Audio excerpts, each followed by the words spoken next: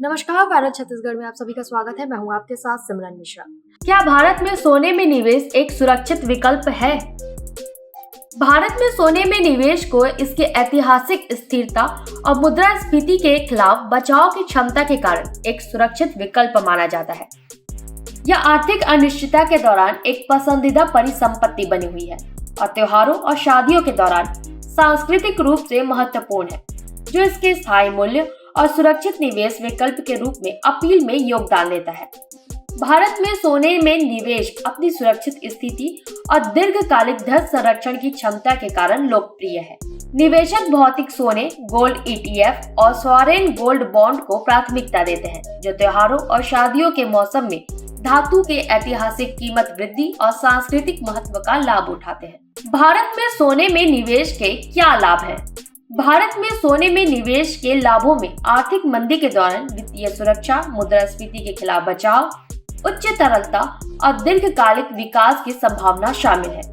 सोने में निवेश पोर्टफोलियो में विविधता आती है, जिससे समग्र जोखिम कम हो जाता है।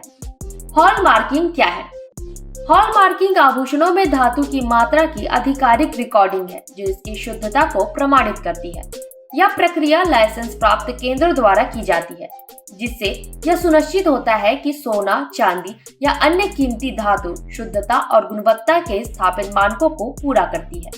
भारत में 22 कैरेट सोने की कीमत कैसे निर्धारित होती है? भारत में 22 कैरेट सोने की कीमत अंतर्राष्ट्रीय स्वर्ण बाजार की कीमतों, रुपया डॉलर विनिमय दर, आयात शुल्क और स्थानीय करों द्वारा निर्धारित की जाती है। इसके अतिरिक्त आपूर्ति मांग की गतिशीलता और स्थानीय बाजार की स्थितियां भी 22 कैरेट सोने की अंतिम खुदरा कीमतों को महत्वपूर्ण रूप से प्रभावित करती है। भारत में सोना खरीदने पर कर संबंधित क्या प्रभाव पड़ते हैं? वस्तु और सेवा कर। शारीरिक सोना, जिसमें आभूषण और बुलियन शामिल है, इन्हें खरीदने पर 3% GST लगाया जाता है। यह कर खरीद के समय सोने की अंतिम कीमत में जोड़ा जाता है। निर्माण शुल्क। सोने के आभूषण खरीदते समय निर्माण शुल्क पर 5% GST लागू होता है। पूंजीगत लाभ कर। यदि आप सोना खरीदने के 24 महीने के भीतर उसे बेचते हैं, तो लाभ आपकी आयकर स्लैब दरों के अनुसार कर योग्य होता है। दीर्घकालिक पूंजीगत लाभ। 24 महीनों से अधिक समय तक सोना रखने पर अब 12.5% कर लगाया जाता है। पहले उपलब्ध सूचकांक लाभ, जो मुद्रास्फीति के अनुसार खरीद मूल्य को समायोजित करता था, उसे हटा दिया गया है। स्रोत पर एकत्रित कर। 2 लाख से अधिक सोना खरीदने पर 1% TCS लागू होता है। यह राशि आपकी आयकर रिटर्न दाखिल करते समय वापस ली जा सकती है, यदि आपकी कुल आयकर योग्य सीमा से कम है या पहले से आपके कर भुगतान में शामिल है। आयात शुल्क।